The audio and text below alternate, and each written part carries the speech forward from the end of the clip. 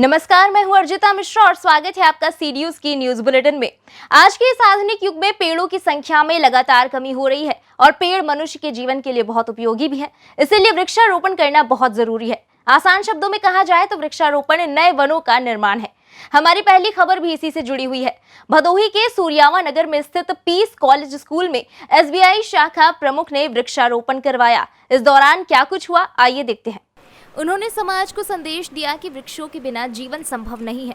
वृक्ष हमें जीवन प्रदान करते हैं और सभी लोगों का दायित्व बनता है कि समाज को हरा भरा रखने के लिए वृक्ष लगाएं।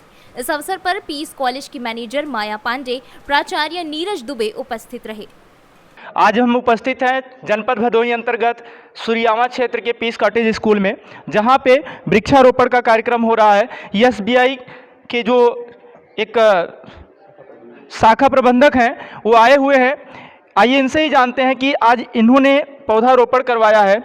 सर, आप बताएं कि ये जो पौधारोपण है किस उपलक्ष्य में किया जा रहा है? एक्चुअल आज हम लोग ग्राहक का कोई सेवा, बैंकिंग सेवा देते नहीं हैं और हम लोग बैंक में भी आज लेखाबंदी होने की वजह से 1 अप्रैल को कोई काम कर नहीं पाते हैं। तो हमारे जो उच्च पदाधिकारी हैं उन्होंने निर्णय लिया है कि आज हम लोग वृक्षारोपण करें और समाज को कुछ अच्छा संदेश दें, जिसे स्वच्छ भारत और वृक्षारोपण और ये अपने वातावरण को संरक्षण करने के लिए। जिस दिन वर्किंग डे नहीं होता, क्या आप उस दिन जा कर के वृक्षारोपण का कार्य करवाते हैं? हाँ, मैक्सिमम हम लोग का यही रहता है कि जिस दिन हम लोग जितना कोई ये नहीं है कि वृक्षारोपण ही करें, समाज को अच्छा संदेश दे सकें, जिससे हम हमेशा समाज का ही सेवा करते हैं। तो छुट्टी के दिन भी हम लोगों का यही रहता है कि कुछ अच्छे से अच्छे जनता के पास संदेश जाए। आएंगे जैसा कि आप जानते हैं कि गर्मी का महीना प्रारंभ हो चुका है और समाज में जो वृक्ष है निश्चित रूप से जीवन प्रदान करते हैं। अगर वृक्ष ही नहीं रहेंगे तो आने वाला जीवन ही हमारा नहीं रहेगा। तो हम बात करते हैं पहले प्रधानाचार्य जी जो पीस कॉटेज स्कूल के हैं, उनसे हम पूछना चाहेंगे, सर इस विषय में क्या कहेंगे? देखिए, वृक्षारोपण बहुत ही अच्छा कार्यक्रम है। SBI की बहुत अच्छी पहल है, इस पे हम लोग भी काम कर रहे हैं। मैं RSS के पर्यावरण संरक्षण कार्यक्रम से जुड़ा हुआ हूँ। मैं यहाँ भदोही जिले का शिक्षा संस्थान प्रमुख हूँ और इस वजह से मेरी भी जिम्मेदारी है कि पर्यावरण के बारे में अच्छा कार्य किया जाए। हम लोगों को जागरूक करते रहते हैं, बच्चों को भी करते रहते हैं। पर्यावरण से की सुरक्षा के लिए पौधारोपण बहुत ही ज़रूरी है। जो कार्यक्रम SBI कर रहा है, हम उसके लिए उसको साधुवाद देते हैं। तो आप देख रहे थे कि जैसा कि वृक्षारोपण कार्यक्रम चल रहा है, यहाँ पे हमारे स्कूल की जो पीस कॉटेज स्कूल की जो बालिकाएं भी हैं यहाँ पे उपस्थित हैं। तो कुछ उनमें से भी हम जानना चाहेंगे कि जैसा कि ये लोग भी अपने स्कूल के तहत स्कूल में तो जो भी सेवा कार्य होता है वो करती हैं, साथ में अपने समाज के लिए भी अग्रसर हैं। आज की लड़कियां जो जहां की समाज में कुछ अलग ही ढंग से समझा जाता है, उनको पढ़ाया लिखाया नहीं जाता है, कुछ अलग ढंग से उन्हें पेश किया जाता है समाज में, लेकिन कुछ ऐसे माता पिता हैं जो देश के लिए बड़े कार्य करते हैं। लड़के लड़कियों में कोई भेदभाव नहीं बरतते हैं। तो आप लोग गांव में भी वृक्षारोपण कार्य करते हैं? Yes sir. तो किस प्रकार के वृक्षारोपण आप लोग करती है? Like that mango tree, neem tree, नीम का वृक्ष और वो महुए का वृक्ष भी लगाते हैं और बरगद का भी पेड़ लगाते हैं, जिससे छाया बनी रहे और वो ऑक्सीजन हमको मिलता रहे। और इस समय ऑक्सीजन की प्रॉब्लम बहुत ज़्यादा हो गई है और दिल्ली एक सिटी है जहाँ पे वो बहुत ढेर सारे पॉल्यूशन है, सबको मास्क लगाना अलाउ हो गया है और इस समय कोरोना भी है और इसलिए पेड़ लगाना बहुत ज़रूरी हो गया है। और खड़ी हैं मैम, आप बताएं कि वृक्ष लगाने के लिए आज जो जैसा कि पौधारोपण कार्य किया जा रहा है और हर जगह SBI की तरफ से ऐसे कार्य किए जा रहे हैं जो कि सराहनीय है, आप उसके विषय में क्या कहेंगे? सबसे पहले तो मैं धन्यवाद करना चाहती हूँ SBI के मैनेजर को कि इतने अच्छे काम वो किए हैं। और मैं पीस कॉटेज स्कूल के वाइस प्रिंसिपल हूँ, उसके हिसाब से मैं और ज़्यादा इनको धन्यवाद करती हूँ कि हम लोगों के स्कूल के जो एनवायरनमेंट है उसको और अच्छा स्वच्छ बनाने के लिए ये मदद कर रहे हैं।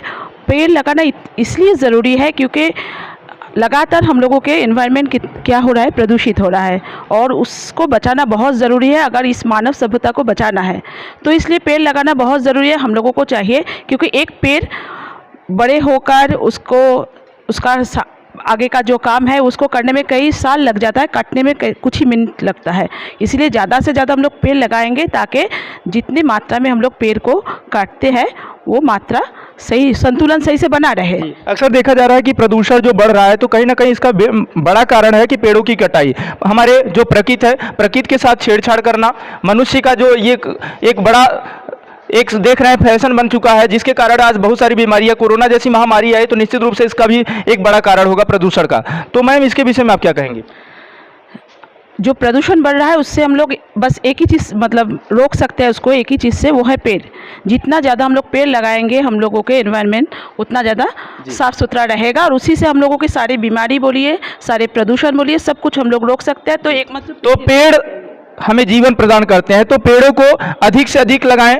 जितना हर वर्ष जैसा कि देखा जाता है लोग अपना जन्म दिवस मनाते हैं तो उस समय केक काटते हैं। अगर संकल्प लें कि अपने हर जन्म दिवस पे कोई एक वृक्ष हम एक पौधा लगाएंगे तो निश्चित रूप से आने वाले समाज में एक नई क्रांति ला सकते हैं, हरित पूरी तरह से समाज को बदल सकते हैं, जहां से पूरा देश प्रदूषण मुक्त हो सकता है। भदोही से सी न्यूज संवाददाता नितेश उपाध्याय की रिपोर्ट।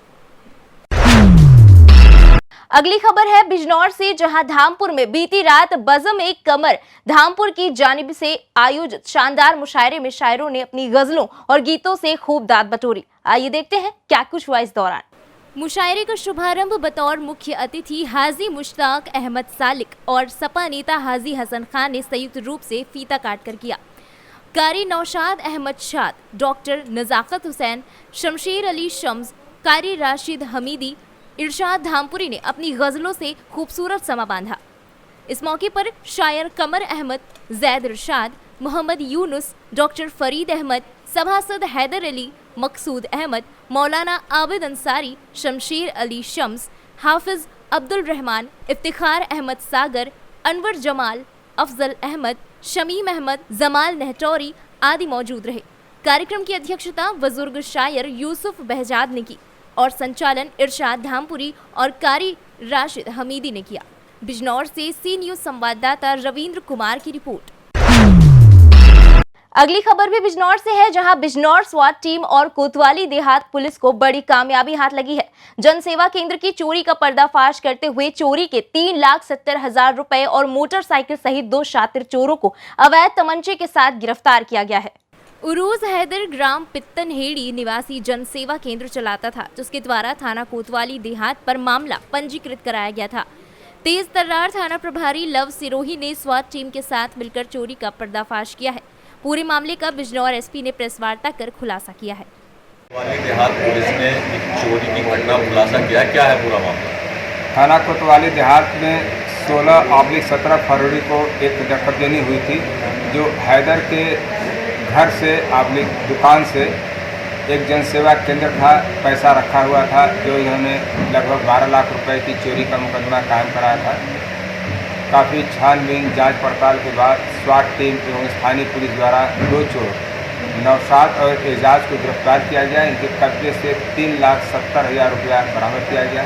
कुछ पैसे इन्होंने जुआ खेलने में और अपनी बीमारी में लगा दिया गया। इनको गिरफ्तार करके जेल भेजा जा रहा है। इनके पास से 2 तमंचे एवं चोरी की एक मोटरसाइकिल भी बरामद है। बिजनौर से सी न्यूज संवाददाता सलीम हाशमी की रिपोर्ट। गांवों में आग लगने की घटनाएं हर रोज सामने आ रही हैं। ताजा मामला मुंगावली से सामने आया, जहां के 3 गांव विलेरू, भेड़का और कांकर में आग ने अपना विकराल रूप दिखाया है और लगभग 300 एकड़ खेतों में गेहूं की खड़ी फसल को कुछ ही समय में जलाकर राख कर दिया है। हुआ ये कि विलेरू, भेड़का और कांकर के खेतों में अचानक एक साथ आग लग गई और किसान कुछ समझ या कर पाते इसके पहले ही आग तेज गति से चारों ओर फैल गई। देखते ही देखते आग इतना विकराल रूप ले चुकी थी कि किसानों द्वारा तत्काल स्थिति में आग बुझाने के जो भी उपाय किए गए सब असफल होते नजर आए। आग की गति की तरह ये खबर भी चारों तरफ फैल गई। जैसे ही क्षेत्रीय विधायक और मध्य प्रदेश राज्य मंत्री राव बृजेंद्र सिंह यादव को सूचना मिली, वो तत्काल मौके पर पहुंचे, संबंधित अधिकारियों को मौके पर उपस्थित होने के आदेश दिए और स्वयं ने भी लगभग 3 किलोमीटर चलकर खेतों का मुआयना किया। ब्रिजेंद्र सिंह यादव ने गहरा दुख प्रकट करने के साथ ही किसानों को यथासंभव सहायता दिलाने का आश्वासन दिया और कहा कि ऐसी नुकसानदेह और भीषण घटना तो मैंने जीवन में पहली बार देखी है, जहां एक साथ कई किसानों का इतना बड़ा नुकसान हो गया हो। उन्होंने कहा कि इसे ही कहते हैं मुंह का निवाला छिन जाना। क्योंकि मैंने ये समझा, हो सकता है आजकल कटाई चल रही, नरवाई में आग लग जाती है, जब पता चला कि वास्तव में खड़ी फसल में नुकसान हुआ और खड़ी फसल में आग लगी है, तो मैंने तुरंत फायर ब्रिगेड के लिए मंगावली, चंदेरी, यसुनर फोन लगाया कि जल्दी से जल्दी फायर ब्रिगेड भेजी जाए और जल्दी से जल्दी आग पर काबू पाया जाए किसी भी कीमत पर। और यहाँ मैंने कलेक्टर से भी बात की, SDM से, तहसीलदार, सबको निर्देश दिए कि तुरंत आप मौके पर पहुँचें और जो भी संभव हो सकता है जितनी जल्दी हो सके फसल में जो आग लगी हुई है उसको बुझाने का प्रयास करें। और मैंने भी तुरंत घर से रवानगी की कि जल्दी जल्दी मौके पर मैं भी पहुंचूं, क्योंकि इस समय पे इतनी बड़ी जो आपदा हुई है, मैंने मेरी ज़िंदगी में पहली बार एक ऐसी घटना देखी है कि किसान की इतनी फसल एक साथ खड़ी फसल में आग लगी और इतना नुकसान हुआ। मैं अभी आपके साथ में चल रहा हूँ, लगभग इसकी लंबाई होगी 3 किलोमीटर। 3 किलोमीटर लंबाई तक अब अंदाज लगाइए कि हज़ारों बीघा का नुकसान हुआ है। बहुत ही मतलब दुखित मैं तो कहूँगा ये घटना कि जो किसानों के साथ में घटी है, इससे ज़्यादा दुख की बात तो मैं नहीं समझता। वो कहते हैं कि मुँह का निवाला चला गया, इसको कहते हैं कि मुँह का निवाला। 1 साल तक बेचारे किसान ने मेहनत की और केवल एक पल में उसकी मेहनत पर पानी फिर गया। लेकिन मैंने किसानों को आश्वासन दिया है कि मैं भी किसान हूँ और आप भी किसान हो और मैं तो आपके हित का हूँ। इस दुख की घड़ी में मैं, मेरी सरकार, चाहे माननीय मुख्यमंत्री हो, माननीय सिंधिया जी हो, हम सब आपके साथ में खड़े हैं।